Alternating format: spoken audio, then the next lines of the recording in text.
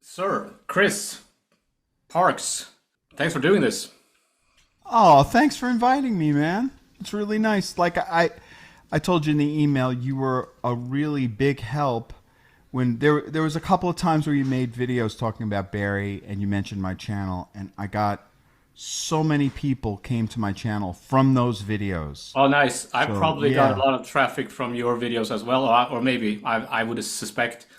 So, yeah, a lot of my viewers have probably watched your videos, and seen your videos, but we don't know who you are, and that's myself included. So, my first question is, who are you? Well, I, I've told the story before, but it's just basically a rock guitar player who then fell in love with the music, and then not soon after that, I really fell in love with Charlie Parker. And not soon after that, I found a guitar player in New York, a great guitar player named Ronnie Ben-Hur, Yeah, who you have his book, I'm sure, right? That's I one of his books. I don't actually. I You wanted don't to. have that one? Oh, I because there's a few Barry books. He has one of the Barry books also. oh Alan really? Kingstone has a Barry book, and there's a few people that do. I only have this one. So I want Yeah, to ask that's you. Alan Kingston's. Yeah. Yeah, I want to ask you about Ben Hur later on, but yeah, But but you. anyway, so I found him, and he was at this school called it was the Brooklyn Conservatory of Music, and there was a branch in Queens where I was living at the time, and I went for the first lesson, and he was so nice about it. He was like, "Look, if you really love Charlie Parker, this is the person that you have to study with." And at the time, Ronnie was playing in his sextet. So he was not only he had been a student in Barry's, of course, still a student in Barry's, but he was also at that point playing in his sextet, which was really Mhm. nice. So I went to where he told me to go to, which was on 48th Street, where all the music stores are. Have you ever been to New York? Never been. Okay, so there's this famous street on 48th Street that had Yeah, all used to have all the Manny's and Sam Ash and all the famous music stores, and one of them was Rod Baltimore's Woodwinds and Brass. And at 6 o'clock, all those stores close. So at 6 o'clock, Barry took over the Rod Baltimore's place, and I that's where he had see. his classes on Mondays and Tuesdays. So I started going since then. It was awesome, just So right from the get go. how long did this?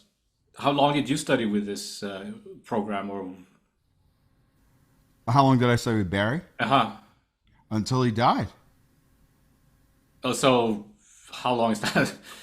So I started the first class I went to with him was 93. Oh wow.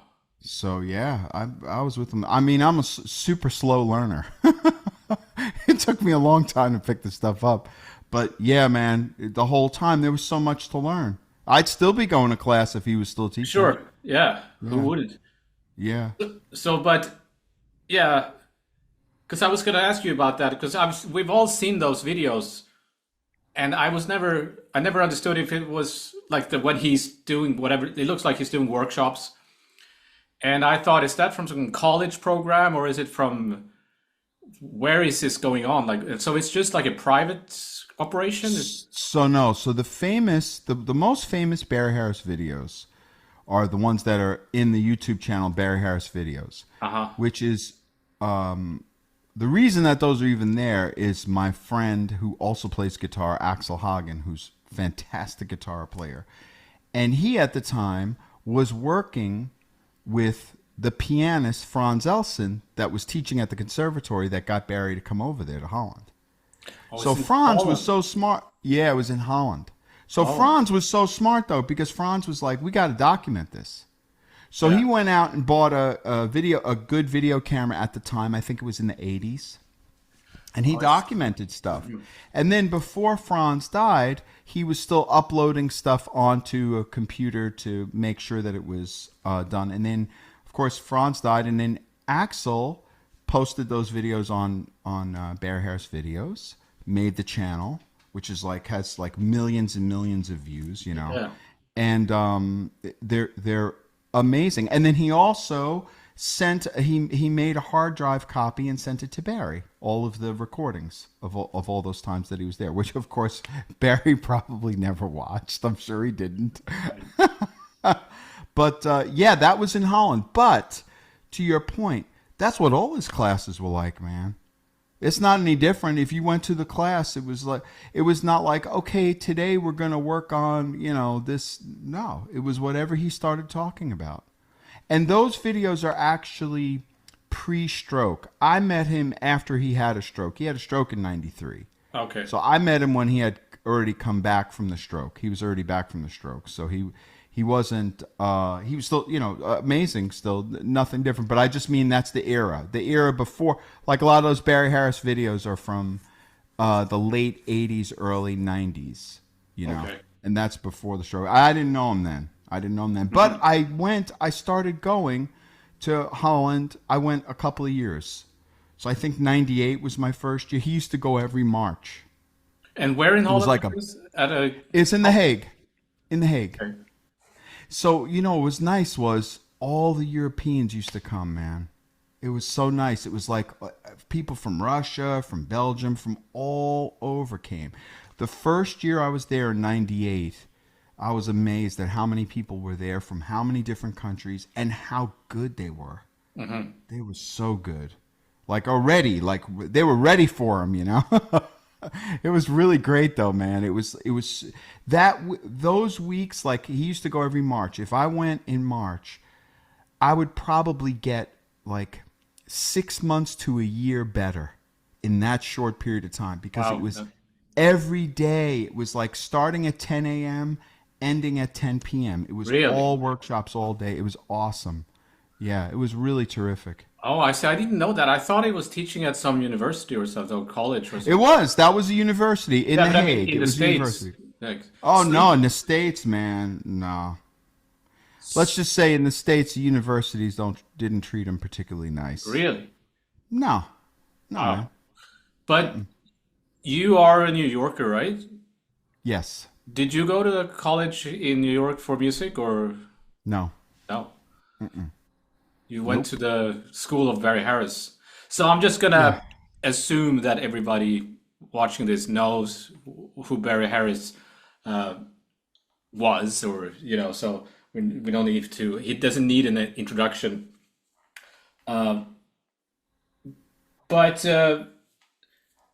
how come you ended up in that? Oh, that was you wanted to learn and this. What's his name? Ronnie Ben-Hur. Yeah. So he was a student with him too, and I didn't know he had a book. Yeah, he has a book. You should check it out. I think it's on Amazon too. I don't know the name of it. Yeah, Yeah, and then of course, he has a book about the stuff too. Same kind of thing as Alan Kingston.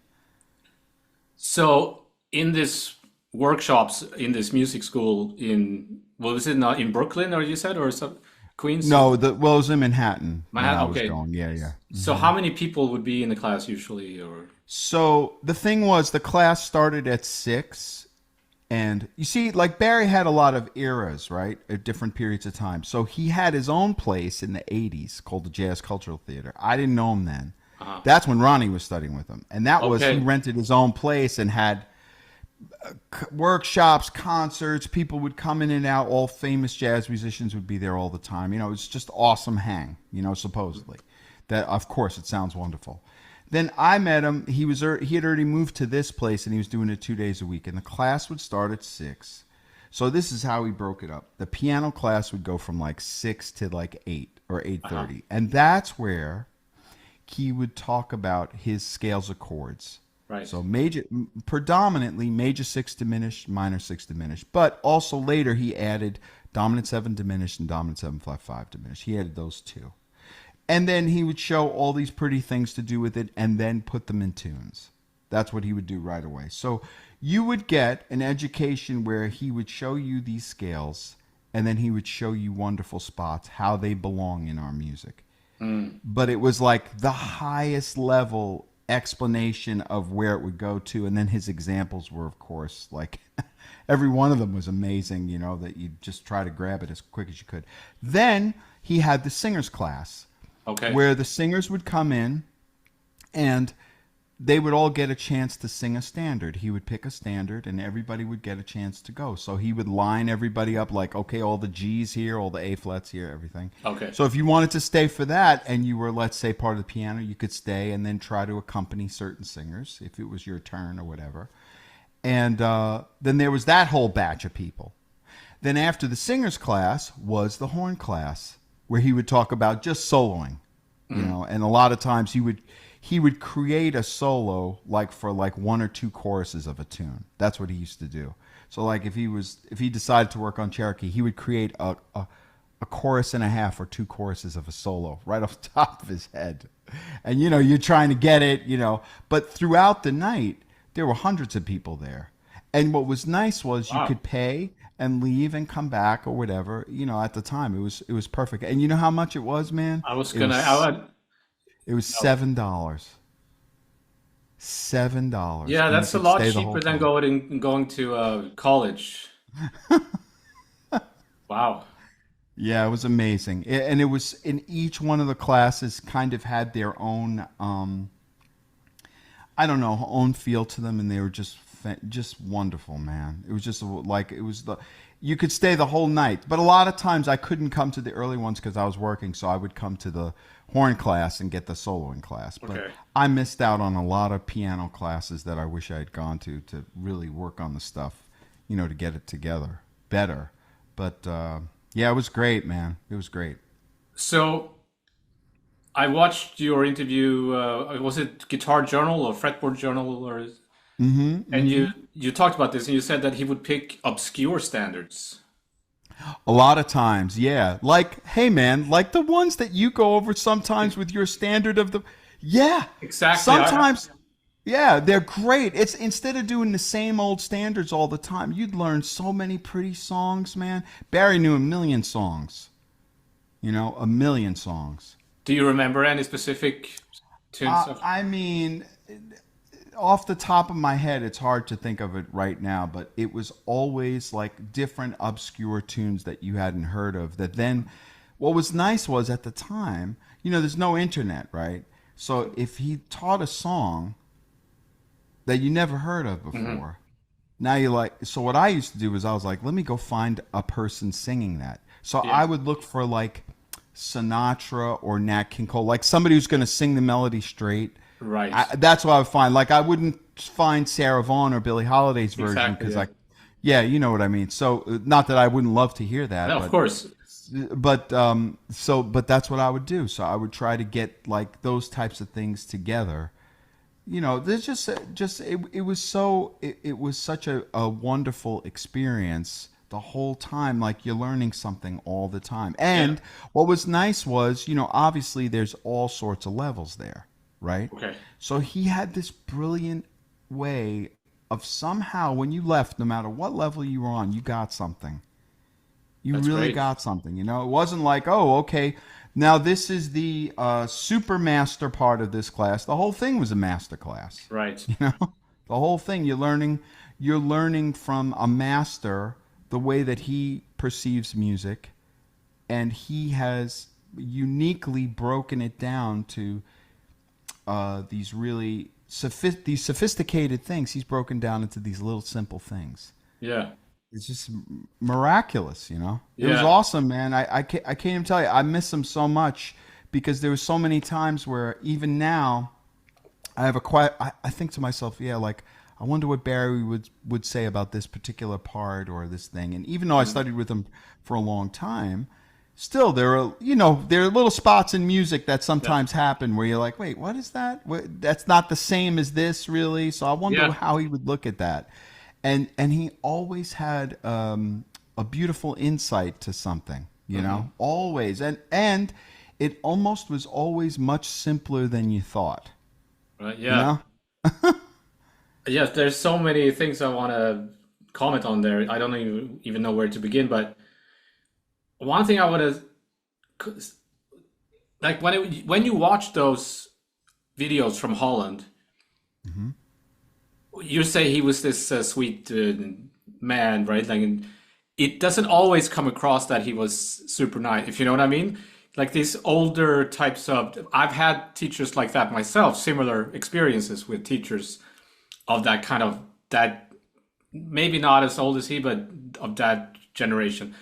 And it can be pretty tough. And he seems to be, he's not always super soft when he's instructing the students. In my estimation, like Yeah. No, that's it's right. You're right. like Yeah, there's you're a right. But video it's where he's, always, but you know what, man? It's always out of love. yeah, It always was. And it was always like the proof was he was there all the time for you. He didn't yeah, have to be there. He didn't have to be there. And he no, was there all the time for those people. And he wanted you to get it. So if he was hard on you, like if he would say, like he used to, man, he got on all of us, but he would get on me all the time. Like he would say, like, do this, blah blah blah. Put a triplet between such and such, and then of course he's calling on me, and I'm fumbling through it. I can't do it. He's like looking at me, like, man, why can't you do that? Like, like what is the matter with you? Why can't you do that? And then he'd move on to somebody else, or he would give you certain slight things, like he would say, like, start on the third, run up to the second, put 2 half steps, pivot a chord, or something like that. And then you do it, but you kind of mess it up. Or you do it for the first part, and then the second part you do at a time. And then he would say, almost. And then he'd go on to something else. So yeah, it's like that real old school way of cutting. But it was all, man, I'll tell you this. He loved his students, though, man. He yeah, loved teaching. And you know what his drummer told me? His longtime drummer, Leroy Williams, who's obviously a fantastic drummer, was Barry's drummer for all those years. He told me, we were driving home one time. I was driving him back to his apartment, and he told me, he said, Barry needs the class more than you need him. You know that? And I was like, wow, really? And he said, yeah, he gets a lot out of it. He gets, and I could tell that he did. He used to do the class sometimes. When you work the Village Vanguard, Monday nights is the Village Vanguard Orchestra, so that's who plays there on Monday nights. But Tuesday nights is when whoever's there for the week starts on okay, Tuesday. So the first set used to be, like, I think it was 9:30 or something like that. So he used to teach when we were at 250 West 65th Street. He would teach like a half a class, and then he'd grab a cab downtown to go then, lay it on everybody at the Vanguard with his trio. But he loved it. He really loved it. And he would always give out his phone number. Like, if you asked him for his phone number, he would give you his phone number. So, I mean, I'd gone over to his house many times, and the phone's ringing off the hook always. The phone was constantly ringing. I would call him sometimes. I was so nervous to call him, but I would call him and just ask him if there was something if there was something in particular that I wasn't getting. I would ask him, and he would okay, always be. He would always be like, he would tell you, but then he'd get you off the phone fast. right. you know? But so I've seen a lot of your videos. You show like certain of the scales, major over certain tunes. Like I'm guessing this is how he was teaching. There's this video where you do it over a blues and how high the moon. So this is stuff that he was teaching, like how to you would play scales, like his chord scales or whatever you call them. Well, so there's two things. There's two things. This is the thing that this is the thing. I guess I got it because he separated the classes, but I compartmentalize those two things. So he has the way he looks at harmony, where you can chord, and then the way that you solo. That's a different thing. He has these two unique, beautiful systems for both things. Okay, basically the soloing one, and you've done some scale outline stuff yourself Yeah, on your channel, so I see you see it, you understand it. I've taken It's some of that stuff from you, man. yeah, but it's brilliant. I never saw anybody else do that. No. That was brilliant, man. It was such a brilliant thing. And what it does is, so okay, let's just keep the scales of chords aside for 1 second. Okay, the soloing aspect, like when you're going over the scales that run over How High the Moon or something like that, right? So that would give you a default scale that you could play, that you could get in your ear right away, and If you did it up, it meant it was only for a measure. If you did it up and down, it meant it was for two measures. Yeah. So it would also give you the feeling of the length of time. Exactly. So it's just brilliant. It's another like simple, like, you know how many times you learn something Barry thing and you're like, oh yeah, that's obvious. You know, this is an obvious thing. Yeah. Well, he made it into something that was so easy for us to pick up. Now, so here's the thing. There's two things. There's his scales of chords, and then there's his soloing ideas, right? The soloing ideas primarily consist of basically three scales. That's it. The major scale. Now, when I say major scale, I'm not talking about major six diminished. I mean major, just regular 7-note major scale. The dominant scale. And when you're playing a real minor, this is the one crossover from there. He liked to use the minor six diminished scale. He didn't use, he used harmonic minor sometimes and talked about it, but he didn't use melodic minor. He didn't, and now he said, he didn't say you shouldn't know those, but he never, in a scale outline, he never used those. Never. So that was an interesting perspective. So it was basically those three scales can be used to solo over everything. Yeah. Now, mixed in with that, obviously, is the diminished scale. Mixed in with that is obviously the whole tone scale, things like that. But primarily, when he did a scale outline for something, it was those three scales. That's but also sometimes you start on a major scale or mixo, and then you end on, when you descend, you end on a half step higher, right? So yes. So here's what's interesting. Like, let's say if you said C7 down to the third of A, right?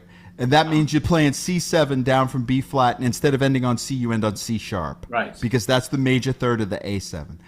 That is running one dominant scale into the next. That's running C7 into A7. Now, you could say, oh, well, that's also the notes of D harmonic minor, because it kind of is, right? It's the same, but he didn't look at it that way, because he was saying, so this is how it went. After I tell you that, okay, it's basically three scales, right? Major scale, dominant scale, and minor six diminished. Now, what do you know how to do on those scales?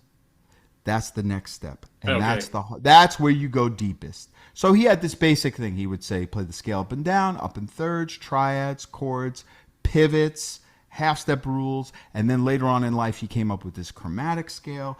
So you had to know all that stuff for each one of those things. Now, obviously, you can't know everything on a scale, but the more of those things you learn, the more you piece them together. Okay. Now that's on a singular chord or two chords. If you had an A minor, D7 or something, just the dominant scale. Then there was important things that you had to learn on a dominant scale, like what he considered an arpeggio, which was different than everybody else considers an arpeggio. You know. So if we were playing C7 and we said, most people would say, oh, the C7 arpeggio would be C, E, G, B flat, right? But he would, which is just, now in Barry's world, that's a chord. He just calls that a chord. So that's like his language. He uses that. Now, if he said, I want you to do an arpeggio up from C, that means you do a triad with the bottom note repeated on top. So it'd be like C, E, G, C. Right. That's his thing. And then you'd have to be able to invert that and so on.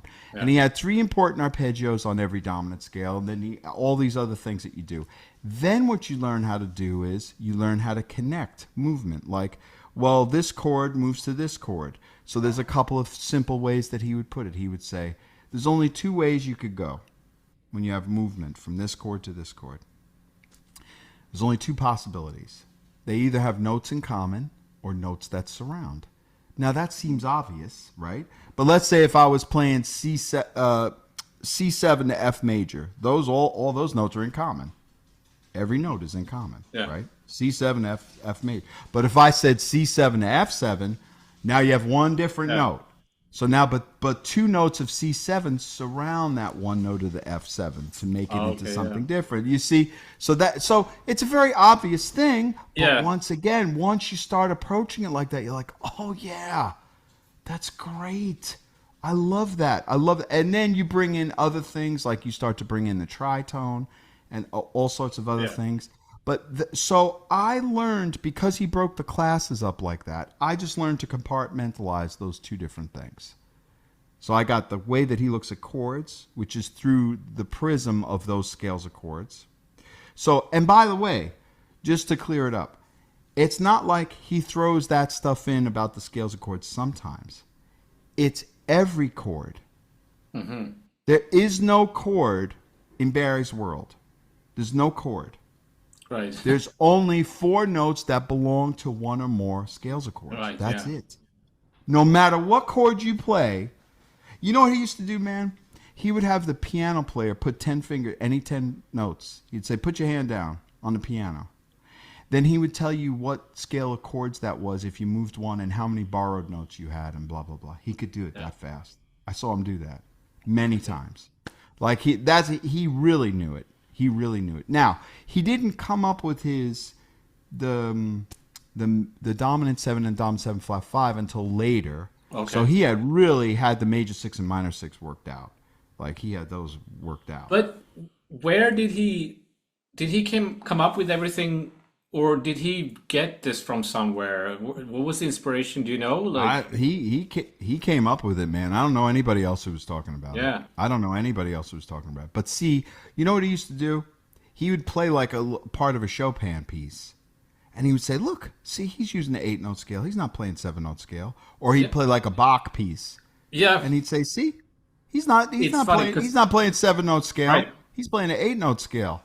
That's why I'm so intrigued by this, and because to me, it explains. I'm not as knowledgeable as you are about it, but it explains things that conventional jazz theory is not explaining.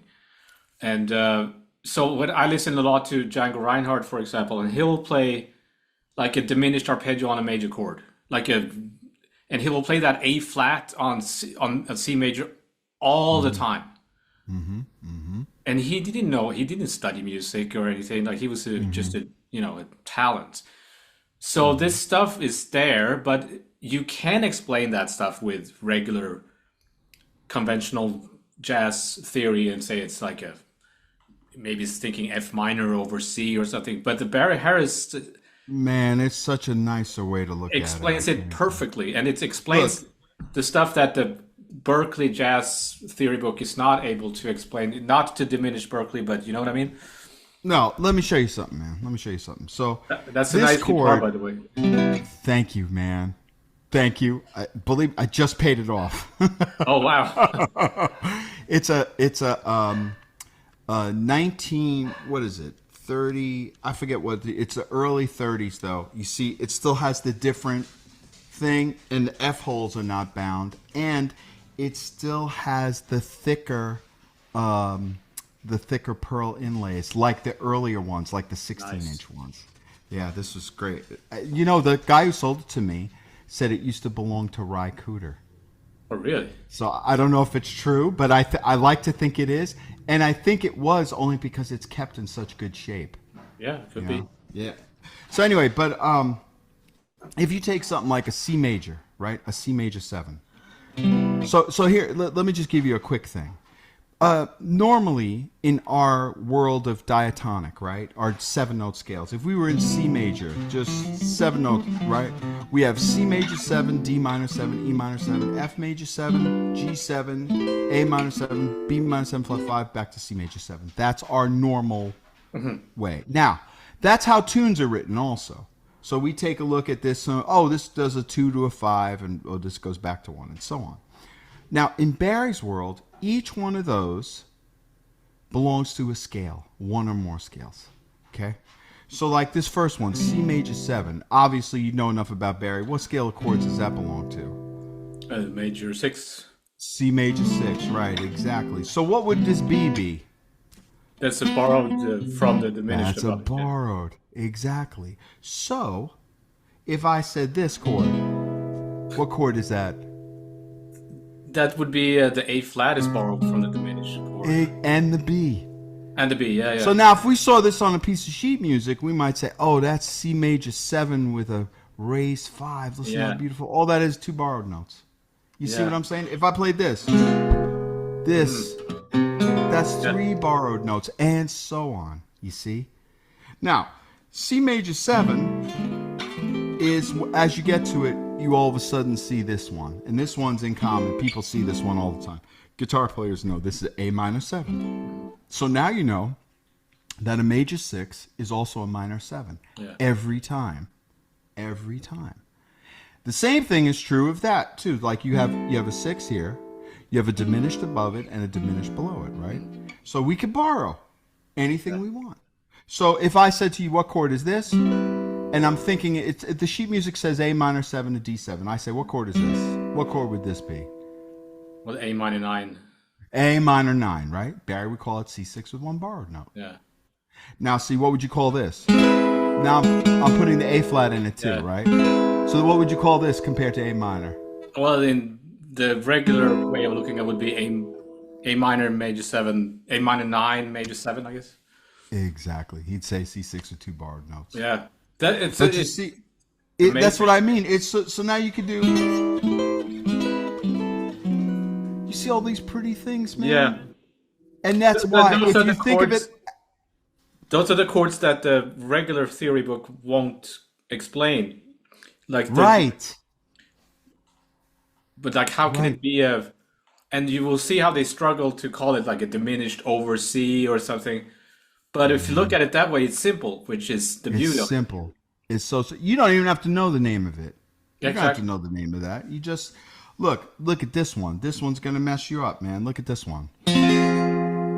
What the hell chord is this? But this is still part of C6. Look. So if I said,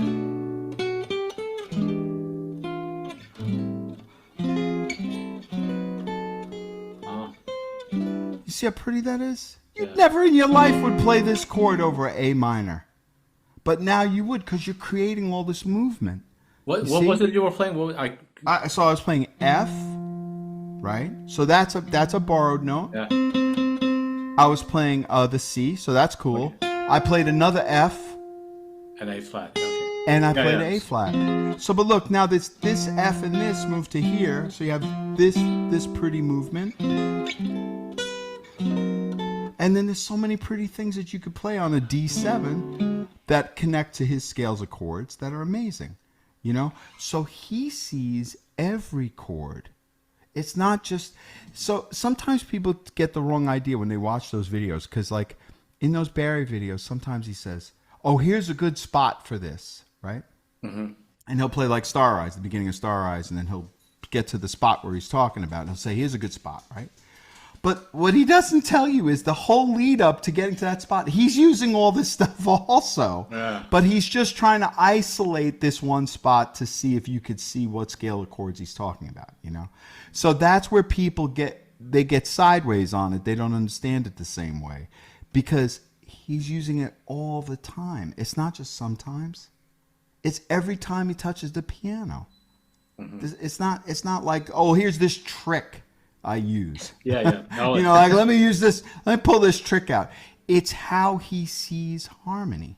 Mm-hmm. Okay, so that's the first chord, right? C major 7. Now the second chord, D minor 7. Now we already said every minor 7 is a major 6, right? Mm-hmm. So that D minor 7, what major 6 is that? F.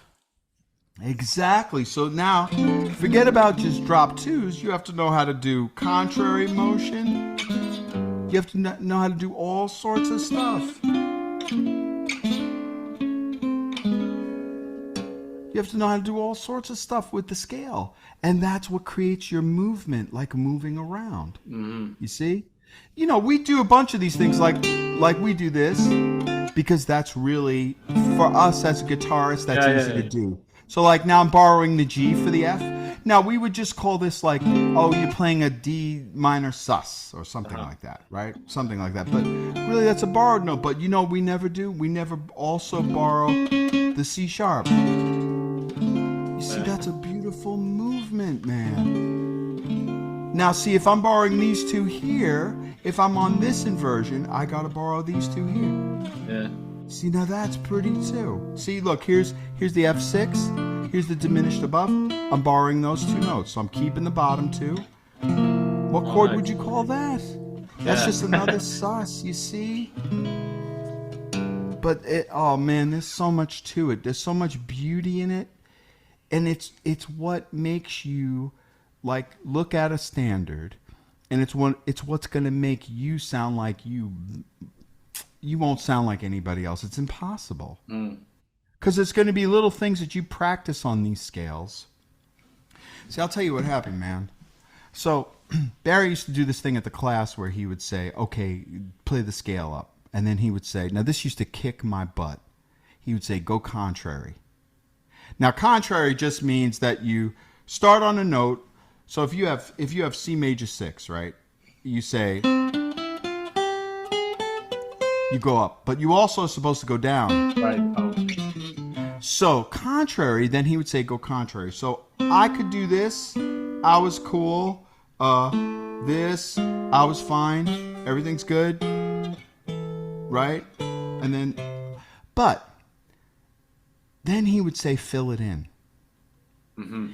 And then I trained myself to go, oh, that's a piano thing. That's not a guitar thing, which was so dumb, man. It was like a typical thing of me not learning something. Then I met Thomas Eccles. You know Thomas Eccles? Is that the Labyrinth of...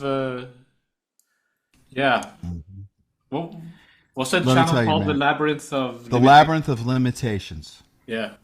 Well, I don't know him. I've watched his videos, so... He sent me this email, right? He goes, hey, man, I like your channel, and I've been looking at the Barry stuff for like 10 years. So he sends me this video. And within the first 5 minutes, like my mouth hit the floor. I was like, oh my God, this guy really understands it in a very deep way for us as guitarists, you know? Yeah. So I right away wrote him back. I said, hey man, we need to go on Skype or whatever. So we did, we got together. You know, we've been friends since, and he's been a profound influence on me in terms of how to see it for our instrument. So he taught us how to fill it in. Now, I mean, Barry was doing this already, but for us, there's a system involved that you can use, you see? There's a system. Now, he has this thing called the elevator system that he uses. Yeah, it's Miko, I'm telling you, it's brilliant. There is a little bit of that in the book. What was it? I think a little bit of it. Where did I put it? Barry Allen's book? Yeah. I think there he does a little bit of that stuff. Maybe just a page or something. Oh, well, this is the whole thing. He could do everything. Thomas could do all of them. Yeah. Thomas could do could do all of it. You know, I'm waiting for his book to come out. Oh, he's going to publish a book? Yes. Well, he has his own thing. He does a PDF, and he does PDFs for his channel, and he's doing very well, but I've been pushing him to eventually write a book too, because it's really, you know, he's coming at it from a different angle because he's an academic. He's got his doctorate. He studied, he studied like classical guitar. Yeah, he seems to be a proper. Yes, and beautiful and sounds beautiful. But anyway, there's so many ways to look at these scales and to create with them that the other way of looking at it is just so not interesting to me. Yeah. It's not interesting. It's just it's naming everything. It's having a name for all these different things, and then you can't even say why you're doing that. Yeah, like you can't. Nobody even tells you why you're doing that. Why are you doing that? They just say, "Oh, well, I just decided to play a C major with a sharp 5. Why? Because I like the sound of it. Okay, I like the sound of it too. But where does that come from? Mm-hmm. You want to know another one that gets me, man? You've probably been taught this. So on a G7, right? If you want to play an altered, what they call altered G7, what do you play? A flat melodic minor. A flat melodic minor, right? Okay. So that's because you get those pretty notes, right? Mm-hmm. You get a couple of those pretty notes that are outside. Okay. That's totally understandable. But where does that come from? Yeah. So all of a sudden, out of the blue, we're playing a dominant scale, and then your teacher tells you to play a melodic minor over the G7. So you say, where does that come from? Now, I don't want a list of what all the scale tones are compared to G7, because that's irrelevant to me. What's relevant is, where does that come from? Who came up with melodic minor? Who decided that goes there? Now, see, Barry's system has an explanation. Yeah. for that. So he would say, when he starts with his creation theory, where you have 12 notes that break apart into the two whole tone scales. So the 12 notes is the universe, which is great. Then he says you have God created man and woman. That's two, right? So the 12 breaks apart into two sixes. You know what those are? The whole tone scales? The two whole tone scales. Yep. Then, what do man and woman do? They have babies. So you take two notes from one whole tone scale and two notes from another, and that creates a diminished. Right. You could do that 3 times. Those are your 3 possible diminishes, right? Now, from those 3 diminishes, by the way, each one of those diminish has perfect DNA because it's 2 notes from one, 2 notes from another. It's perfect, right? Then from those 3 diminishes, let's say we have a B diminished. So let's say we have B diminished, C diminished, and C sharp diminished, right? In order to find B diminish's family, all we have to do is lower 1 note at a time. Okay? So if we take B diminished and lower the B, we have a B flat 7. If we take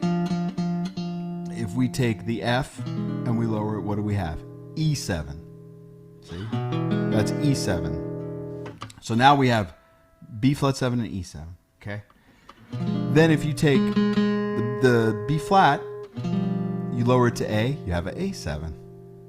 Then if you take G7. G7, sorry. A flat 7, you lower the A flat to G, you have G7. And then if you lower the D to D flat, you have D flat 7. So there's your 4 dominants. So you have the diminished, the B flat, the B diminished that it comes from, but then you have the 4 tonics of the dominants that it comes from. So we had B flat dominant, we had D flat dominant, we had E dominant, and we had G dominant, which interestingly enough gives you that's how that scale is composed, which is brilliant. That's also brilliant. Now, more important, let's say we lowered the A flat to G, so we have the G7, so we know that's where the G7 comes from. Now, you want to see what they never talk about? And Pat Martino kind of talks about a little, but doesn't quite get into it. If you raise one of these notes a half step, look what you get. So now if I raise now I get, B minor 7 flat 5, but really it's D minor 6. You see? Isn't that pretty? So that's on. Now, this is the one. Watch this one. If I lower the D to D flat, I get D flat 7. D flat, yeah. But if I raise it, what do I get? A flat minor 6. A flat minus 6. Yeah. Yes. So therefore, if I'm playing a G7, I can play an A flat minor 6 because it's family, you see? Now, it's not just A flat melodic minor. It's A flat minor 6 diminished scale. So everything I learned how to do on a minor 6 diminished scale, I can play on G7. You see how brilliant that is? Yeah, it's all inclusive. It's not like, here's this random thing out of nowhere. Here's this random thing out of nowhere. Get out of here. It's not any of that. And it's already stuff that you've been practicing that now you can implement into something. That's why I love it. I always felt that from the first time I was introduced to the altered scale, that it was something unsatisfying about how they explain that. So... and plus, it's hard to get it into your ear. Because am I supposed to hear it as an A flat minor scale, but with this makes more sense. I wish I had. It's one of those things I wish I'd have been, because I went to a jazz. I went to GIT.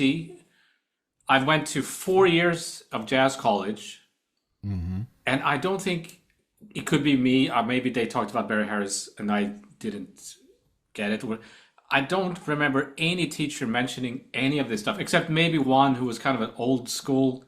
He was asking us about, do you guys do this? And he's showing us the major 6. And we were like, huh? No. But it's not just this little thing that's a trick. You know what they did here, man? I'll tell you what they did here. This is what they did here, which is a travesty. They would do worse. You know what they would do here? they would have like they would do a thing like give Barry an honorary doctorate or something Uh-huh. like that, or have a whole night to recognize him. They'd all get dressed up, have a nice ceremony, and then they'd walk him out the door and never talk about him again. Never talk about his theories, nothing ever again. It should He be would go there. mandatory in the curriculum of any jazz school, I think. It is the curriculum. It should be the curriculum. Our music, our music is really, we had a couple of really important people in our music, obviously. Louis Armstrong being the first, Now I'm missing people, but there Yeah, were yeah. several people in our music, that were important, right? So you have like Louis Armstrong, Art Tatum for piano, then Charlie Parker and Dizzy Gillespie and that crew, Monk, all those people. They changed music forever. Yeah. Then after that came John Coltrane. He changed music forever, of course. But that's the point in which everybody afterwards is learning. Whether you like it or not, you can't get around that. You got to figure some of that stuff out, how that's working, how Bird and Dizzy approach soloing over something. That's you can't get away from not knowing that. And Barry Harris broke it down the simplest, most concise way that even a person like me who is not a academic or a person who went to music school could understand. So you can't tell me that that's not the right way. That's the right way. And all these other things that they want to talk about, all these other things, I'm telling you, man, it's different. It's okay. You can do it that way, but you're missing a lot of good stuff. Yeah, that's how I feel about it. But so how come when did you start your channel, or what was the inspiration for starting a YouTube channel with this stuff? It was my wife, really, because my Okay. wife was like, you should probably share this stuff. You have a lot of this stuff together.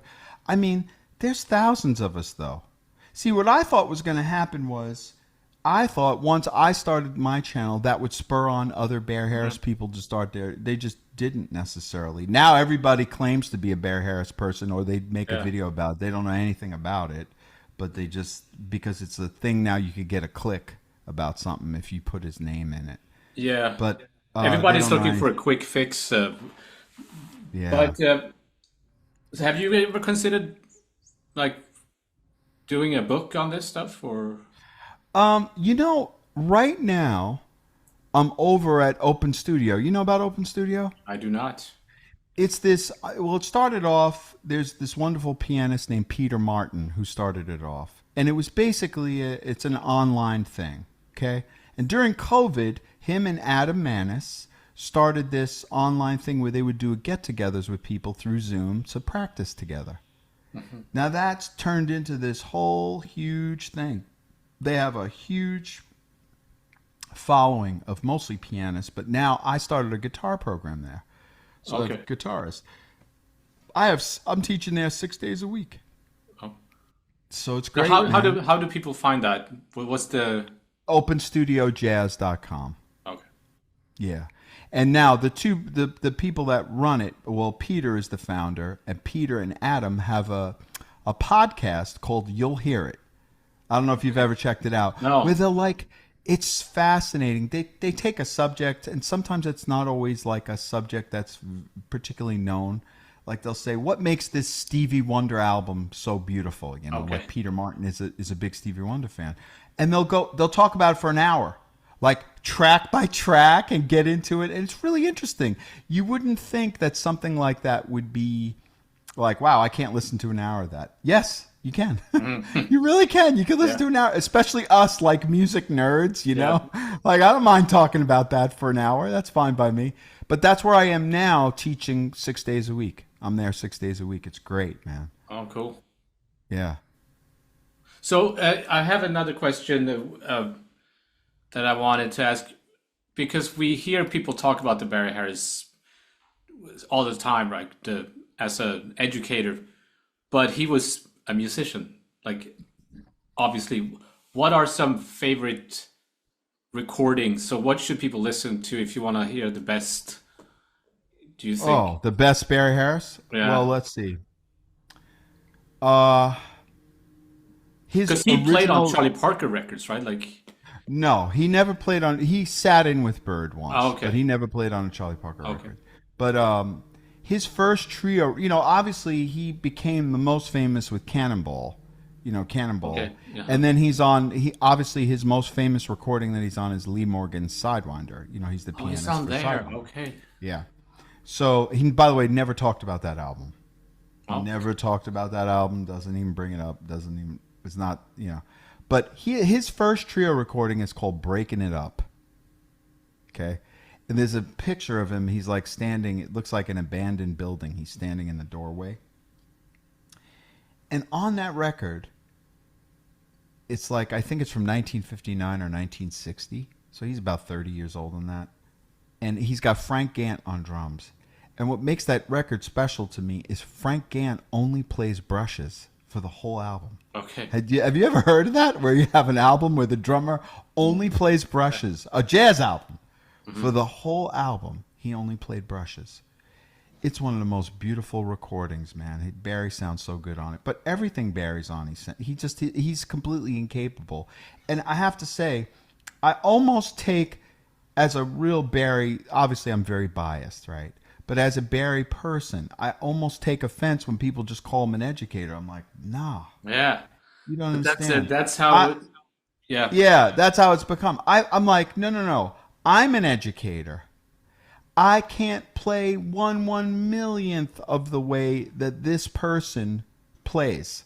That's what I'm shooting for. I'm shooting to just try to play a couple of bars like this person played in his life. So, and the thing is, Miko, when you're in his class and he's talking about these things, and then he's giving you example after example off the top of his head, Yeah. that's where you realize, no, no, no. This is not just an educator. This is a person who's reversed engineered his brilliant playing into something he can explain to Yeah. us.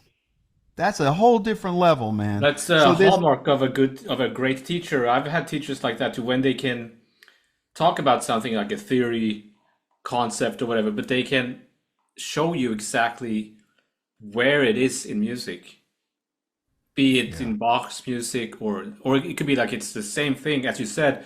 This happens in Bach's music, but it also happens in Charlie Parker's music. It's the same.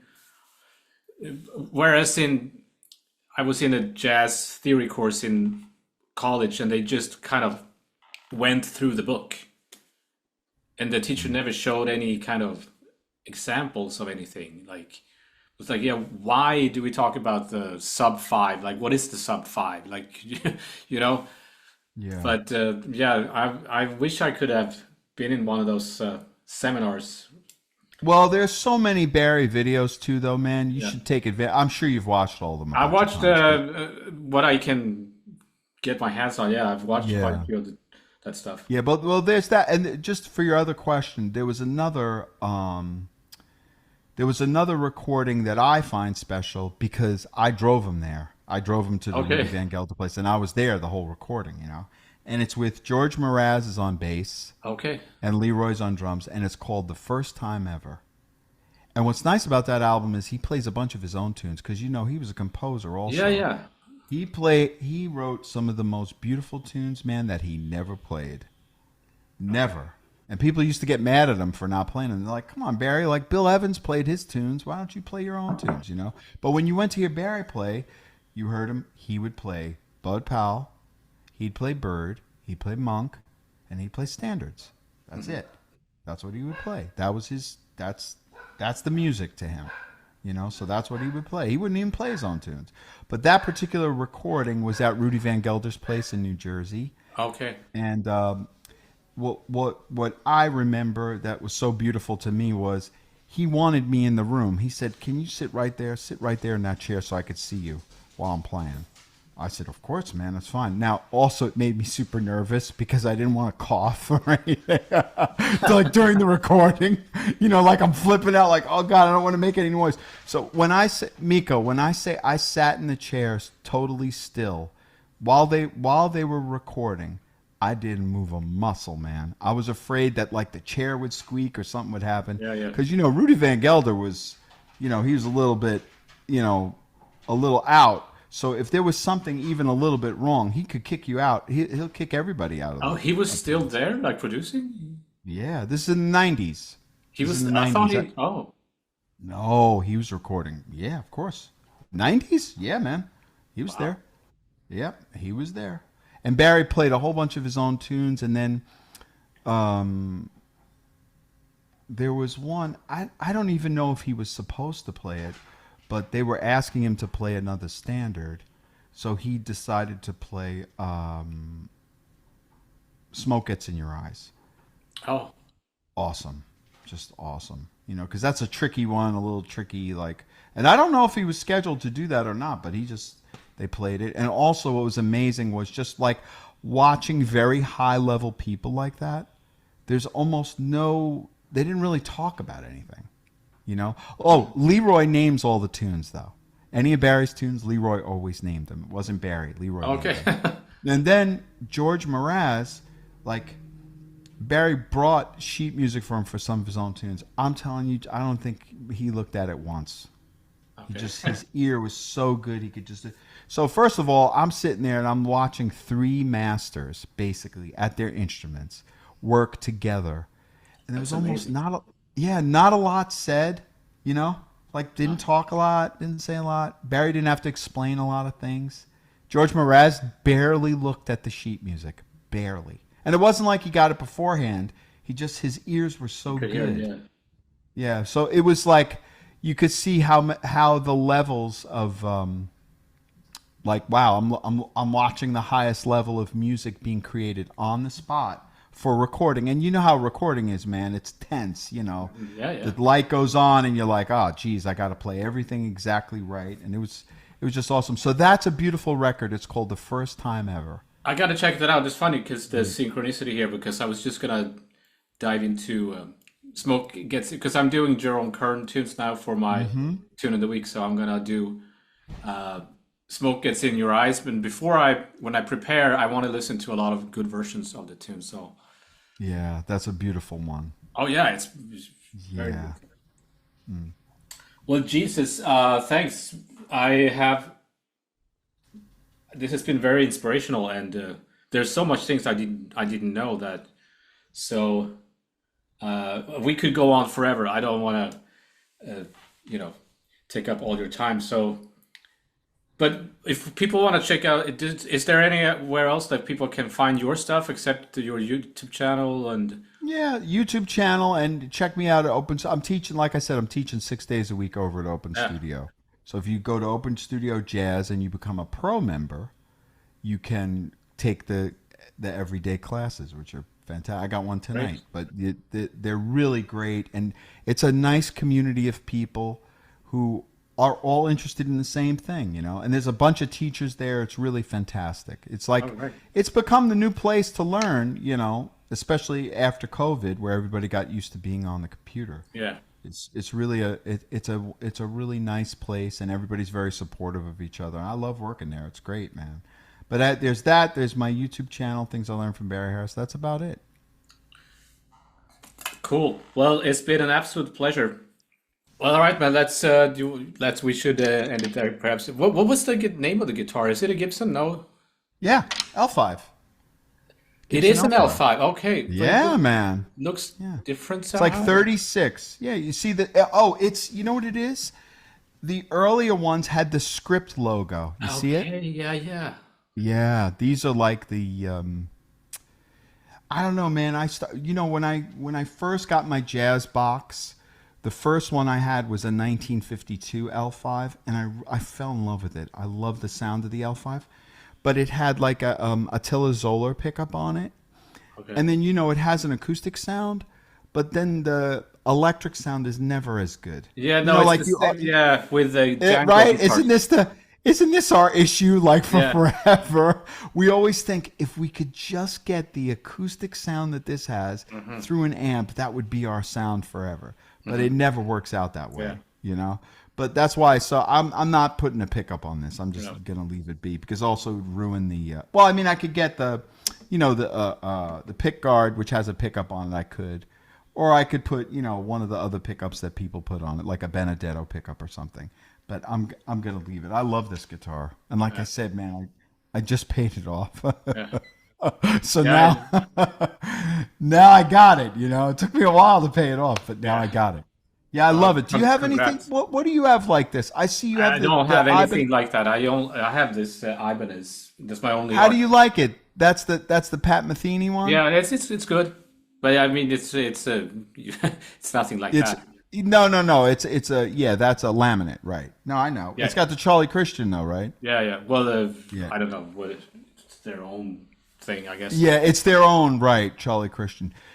That's taken from the Daniel Slaman guitar that he made for. He's a Dutch guitar maker, and he made that guitar for Pat Metheny.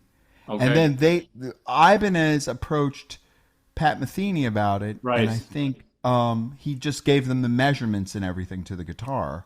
But it's really Daniel Slaman's guitar. That's all. But Daniel Slaman's was not. It was not laminate. I think it was fully carved. But then he Okay. had the pickup in it. The same thing. But it's interesting. Yeah. No, these guitars are great. Have you played? Do that? You're in Sweden, right? Yeah, I have a friend who collects guitars like that, but I can't afford it. Of course not. Most of us is like they're so far out of reach. Hmm. But I would say of all the, like there's like D'Angelico, D'Acquisto, or like the higher end ones, and then the Gibsons. But I'm kind of a Gibson person. I love Right. these, especially from the 30s. Like if you've ever played Axel, the guy I was telling you about, he has a 30 Super 400. That's Oh yeah. wonderful, man. Yeah, something about that time period is just Right. special. If you can get your hand on something good. But yeah, I'm Yeah, happy. maybe one day. Yes, definitely, definitely. Yeah, this was fun though, man. Yeah, right. This was really fun, and it was like I said, it was nice meeting you. And Yeah, like I likewise, said, Chris. you did a lot for my channel. I really can't thank you enough. Just that one mention, I remember.